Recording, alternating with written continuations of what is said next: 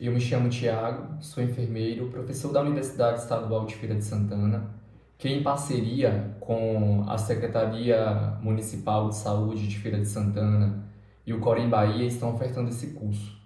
Coube a mim trazer para vocês uma breve abordagem sobre transporte de pacientes com Covid-19. O que seria o transporte? O transporte, ele refere-se à transferência de pacientes entre unidades não hospitalares ou hospitalares de atendimento às urgências e emergências, unidades de diagnóstico, terapêutica ou outras unidades de saúde que funcionem como bases de estabilização para pacientes graves, seja de caráter público ou privado. O transporte, portanto, refere-se tanto a uma abordagem intra-hospitalar ou extra-hospitalar, especificamente sobre o paciente com Covid-19. Essa transferência, em se tratando deste paciente, deve ser coordenada, segura e com pessoal treinado, pois o paciente encontra-se em estado crítico, dentro ou fora do hospital. Como eu disse, com a finalidade de realizar exames ou terapêuticas, ou porque o paciente necessita de um tratamento e cuidado em um centro ou uma unidade especializada de Covid-19. Quando a gente fala em transporte, é necessário a gente discutir, portanto, a indicação, dessa transferência. E ela parte da análise tanto das vantagens quanto das desvantagens com relação ao transporte desse paciente. Então, é necessário pensar e iniciar uma avaliação para definir e conhecer o estado geral do paciente. Quando a gente fala em transporte, é necessário também o consentimento informado do paciente ou familiar, especificamente no transporte pré-hospitalar ou interhospitalar. Não é permitido a presença de acompanhantes no trajeto, ou seja, dentro das ambulâncias, no mesmo compartimento deste paciente, sob o risco de contaminação. Portanto, a orientação é que esses acompanhantes se desloquem até as unidades de destino destes pacientes.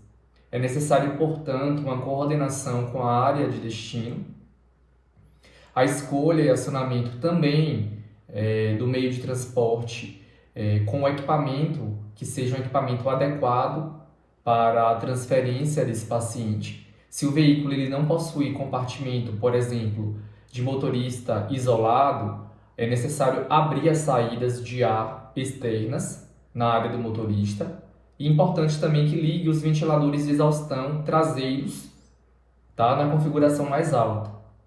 Importante discutir e notificar a equipe de saúde encarregada no transporte e definir, através de protocolos, quem são os responsáveis para realizar ou estar presente durante o ato do transporte. O transporte de pacientes com Covid-19 envolve as 3 fases do transporte referente a todos os pacientes de modo geral. Todavia, com algumas especificidades em relação ao perfil deste paciente. Quais são as fases do transporte? Então, é necessário entender que são 3 fases. Temos a fase pré-transporte, a do transporte propriamente dito, e a fase posterior à fase de transporte.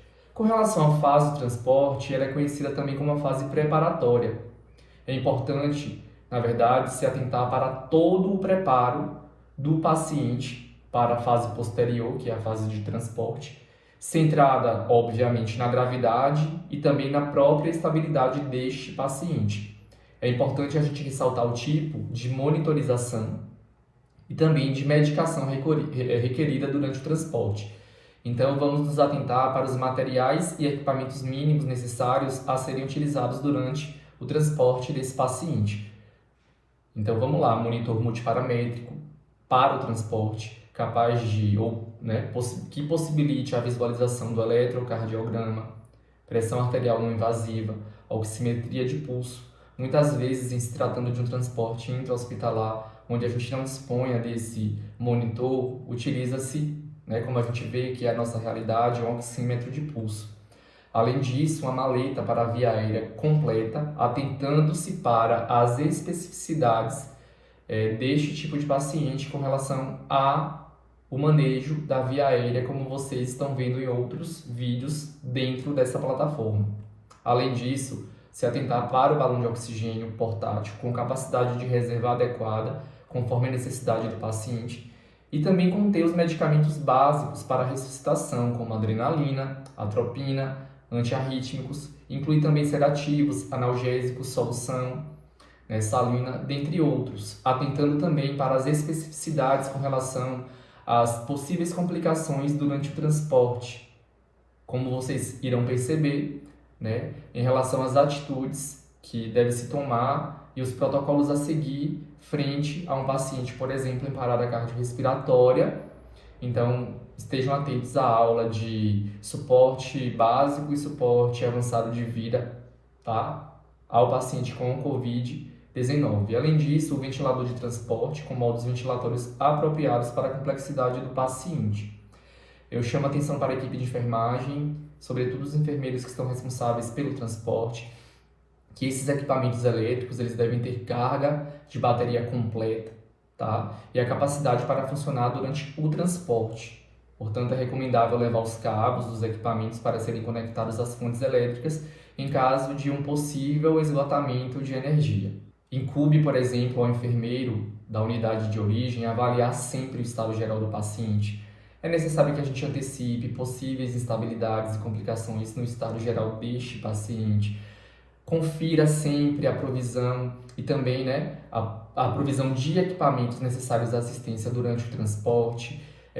A gente tem que trabalhar no sentido de prevenir possíveis complicações.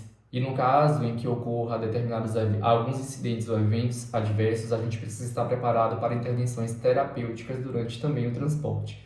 Selecionar um meio de transporte que atenda às necessidades de segurança do paciente, então isso vai, na verdade, estar de acordo com a gravidade do mesmo.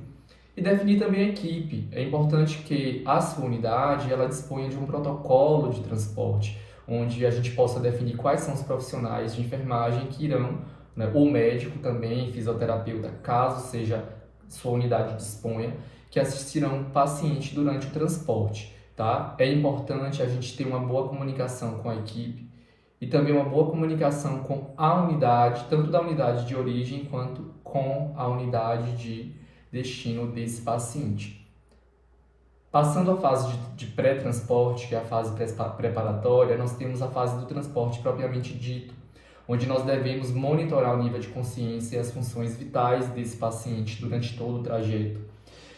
Ficar atento à manutenção e conexão também dos tubos endotraqueais, sondas vesicais, nasogástricas, drenos torácicos e catéteres endovenosos, garantindo suporte hemodinâmico, ventilatório e medicamentoso a este paciente. Utilizar sempre medidas de proteção, então atente-se com relação ao equipamento de transferência, a maca de transferência em relação a grades de proteção, cintos de segurança, entre outras, para assegurar a integridade física do paciente, uma vez que a gente tem que pensar na segurança do paciente durante todo o transporte. Redobrar a vigilância nos casos de transporte de pacientes que estejam instáveis, então com comorbidades, inquietos, idosos, pacientes, por exemplo, politraumatizados, sob sedação. Então são algumas particularidades que a gente precisa ficar atento.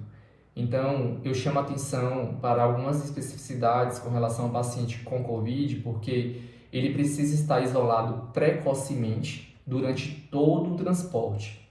É indicado para esse paciente, conforme a Anvisa e recomendação de órgãos e conselhos profissionais, que esse paciente ele deve utilizar máscara cirúrgica durante todo o trajeto. Em relação aos profissionais responsáveis pelo transporte, eles devem utilizar gorro, óculos de proteção, face shield, a máscara N95 ou similar e avental de isolamento. Então perceba, esteja atento ao protocolo de transporte da unidade e esteja atento também às leituras complementares disponibilizadas pelo Ministério da Saúde, Anvisa, em relação ao transporte do paciente com Covid-19. ao chegar ao setor de destino, o paciente ele não pode aguardar em áreas comuns, ele não deve, né, esperar e também não deve haver retardo nas atividades, né, a exemplo de exames ou procedimentos a serem realizados. Portanto, devemos ser proativos para evitar a contaminação do próprio ambiente e a contaminação também de outras pessoas que estejam no trajeto. Por isso a gente deve conhecer todo o trajeto, antecipar algumas ações. Por exemplo, se o paciente precisar fazer uso do elevador, é necessário que a pessoa responsável ou que trabalha ali saia e que se faça uma desinfecção após a passagem do paciente naquele compartimento. E finalizamos com a fase posterior à fase de transporte, que é a terceira etapa. É uma fase em que o paciente retorna à sua unidade de origem, tá? Então, essa fase requer 30 minutos, entre 30 minutos e 1 hora depois do transporte. E tudo que ocorre nesse período deve ser considerado como parte do processo de transporte. Eu deixo como sugestão de leitura complementar para vocês um artigo intitulado Eventos Adversos durante o transporte intra-hospitalar de pacientes críticos em hospital de grande porte, onde ele traz o conceito de incidente, evento adverso e traz diversos exemplos para nós e também de como nós devemos nos antecipar para prevenir incidentes e eventos adversos relacionados também ao transporte. Deixo também outro artigo que fala, é um modelo de checklist para que vocês possam ter, tá? Para desenvolver e aplicar na unidade de vocês, a fim de que a gente evite, tá? Incidentes e eventos adversos durante o transporte, para que a gente possa, sim, se prevenir a equipe e prevenir também todos aqueles que transitam nas unidades hospitalares. Bom, eu concluo essa fala informando que a equipe ela deve ser uma equipe especializada para o transporte, tanto intra quanto interhospitalar. É importante a gente definir componentes, né, da equipe, as responsabilidades de cada um, o número de profissionais necessários segundo a condição clínica do paciente. E o transporte, ele sim, né, de paciente crítico é uma situação de risco, tá? Seja ele intra ou interhospitalar.